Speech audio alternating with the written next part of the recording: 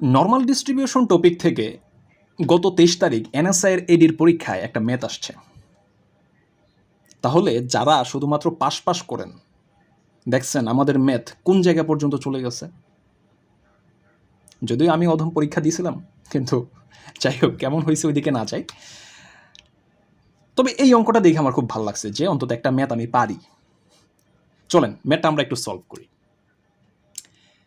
দেখেন, normal distribution, binomial distribution এগুলোতে কিন্তু আমরা সম্ভাবনা বের করি, তাই না? বাট এখানে সম্ভাবনা না বের করে বলছে পার্সেন্টেজ বের করতে হবে।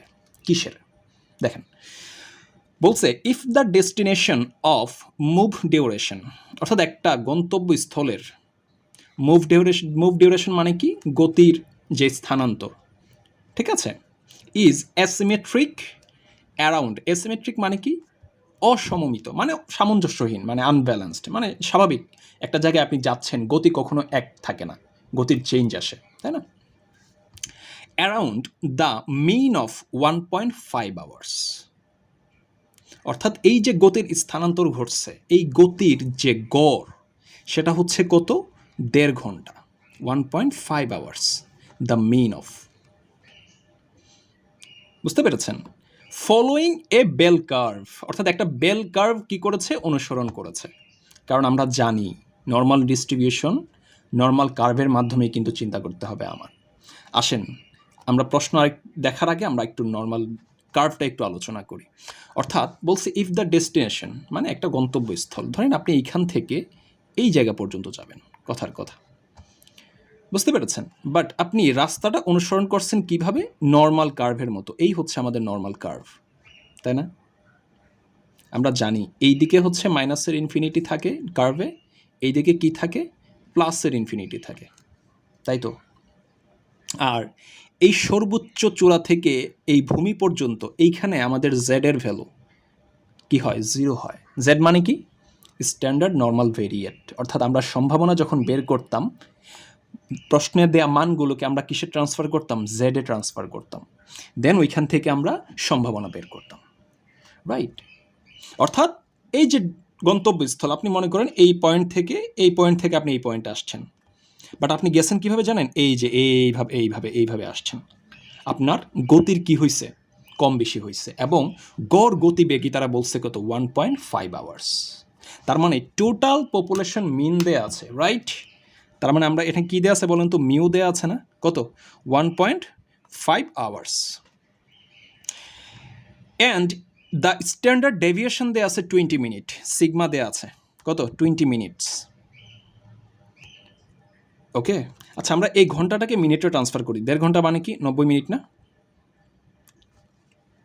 এইবার বলছে যে approximately what percentage of all moves are longer than 110 minutes, অর্থাৎ যতগুলো গতি ছিল এখান থেকে এই জায়গায় যাওয়া পর্যন্ত, সবগুলো গতির মধ্যে কত শতাংশ 110 মিনিটের বেশি কি ছিল? স্থায়ী ছিল। বুঝতে পারছেন? অর্থাৎ আপনি ধরেন 110 মিনিট গতিতে আপনি যাচ্ছেন, ঠিক আছে? তাহলে এইরকম 110 মিনিটের বেশি আপনি গেছেন, এতটুকুর পার্সেন্টেজ আসলে কত? আপনি কমও গেছেন, তাই না? তাহলে কোয়েশ্চেনটা কীভাবে সলভ করতে হবে? আমাকে এখানে 5টা অপশন তারা দিয়েছিল, এখন আমরা বের করবো আনসারটা। আসেন, আমাকে যে কাজটা করতে হবে এখান থেকে, যে শুরুতেই আমাকে দেখতে হবে যে 110 মিনিট পর্যন্ত গতি ছিল কত শতাংশ, এইটা আমি প্রথমে বের করব। আর এইটা বের করতে হবে আমাদের কিসের মাধ্যমে? ওই জেডের সূত্রের মাধ্যমে। আমরা জানি জেড ইকুয়াল টু কি? এক্স মাইনাস পপুলেশন মিন মানে মিউ ভাগ করবো স্ট্যান্ডার্ড ডেভিয়েশন সিগমা দিয়ে। এই এক্স মানে কি? ওই যে 110 মিনিট পর্যন্ত আমি বের করতে চাচ্ছি যে 110 পর্যন্ত কত পার্সেন্ট, দেন টোটাল 100% থেকে মাইনাস করে দিব, কারণ আমরা জানি এই মাইনাস ইনফিনিটি থেকে প্লাস ইনফিনিটি পর্যন্ত টোটাল কত পার্সেন্ট থাকে এখানে? 100% সম্ভাবনা বলি, পার্সেন্টেজ বলি, যাই বলি। তাহলে এইবার আমি যদি এই মানগুলো জেডে বসাই দিই, তাহলে এক্সের মান হচ্ছে 110, মাইনাস করব মিও কত? 90 মিনিট, ভাগ করব কি দিয়ে? সিগমা, অর্থাৎ 20 দিয়ে। তাহলে উপরেও 20, নিচেও আমাদের 20, কত পাচ্ছি বলেন তো? 1 পাচ্ছি না? অর্থাৎ আমরা বলেছিলাম যে মানগুলোকে আমি কোথায় ট্রান্সফার করতেছি? জেডে ট্রান্সফার করতেছি। তাহলে জেডে যদি ট্রান্সফার করি, জেডের অবস্থান পেয়েছি কত? 1। এবার আমরা এই জেডের মানটা 1টা আমি কার্ভে আমি এটাকে স্থাপন করব। তাহলে দেখেন জেডের ভ্যালু এই 0 থেকে এইদিকে গেলে প্লাস হয়, এইদিকে মাইনাস হয়। যেহেতু আমরা প্লাসের 1 পেয়েছি, আমি ধরে নিলাম এই জায়গাটা হচ্ছে আমার প্লাসের 1। তার মানে এইটুকু অংশ পর্যন্ত প্লাসের 1। তার বাইরের অংশ কোনটুকু? এই জায়গাটা না? বুঝতে পেরেছেন? তাহলে বলেন আমি যে পার্সেন্টেজ বের করছি কোন অংশটার? 110-এর কি বেশি হবে না বলছে? তাহলে 110-এর যদি বেশি হয় তার মানে কোন অংশটা? এই অংশটা না? তার মানে এই অংশটার পার্সেন্টেজে কিন্তু আমরা কি করব? বের করব। তাহলে আমাকে দেখতে হবে আগে যে এই মাইনাস ইনফিনিটি থেকে প্লাসের 1 পর্যন্ত এই টোটাল যে জায়গাটা আছে, এই জায়গাটার পার্সেন্টেজ আসলে কত? দেখেন সহজ হিসাব, মাইনাস ইনফিনিটি থেকে 1 পর্যন্ত এইটুকুর মান হচ্ছে 50%। কেন 50% বলছি ভাইয়া? কারণ এই মাইনাস ইনফিনিটি থেকে প্লাস ইনফিনিটি পর্যন্ত যদি 100 হয়, আর এই সর্বোচ্চ পয়েন্ট থেকে যখন আমি এইদিকে টান দিলাম, কার্ভটা 2 ভাগে ভাগ হয়ে গেছে, এই পাশে অর্ধেক, ওই পাশে অর্ধেক। তার মানে এই পর্যন্ত হচ্ছে 50%। তাহলে আমার কাজ শুধুমাত্র 0 থেকে 1 পর্যন্ত এইটুকুর পার্সেন্টেজ কত?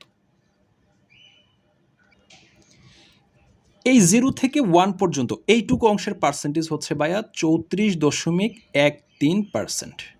বুঝতে পেরেছেন? তাহলে মাইনাস ইনফিনিটি থেকে এই পর্যন্ত 1 পর্যন্ত তাহলে টোটাল কত পাইছি আমরা বলেন তো? এই 50 আর 34 যদি যোগ করে দেই তাহলে কত পাচ্ছি? 84 পাচ্ছি না আমরা? 84.13%, রাইট? বাট আমরা চাচ্ছি কোন অংশটার? এই অংশের পার্সেন্টেজ। তাহলে টোটাল 100% থেকে যদি আমি 84.13 মাইনাস করে দিই, তার মানে কত? 16 দশমিক সামথিং আসবে না? অর্থাৎ 16 দশমিক কত? 07%, রাইট?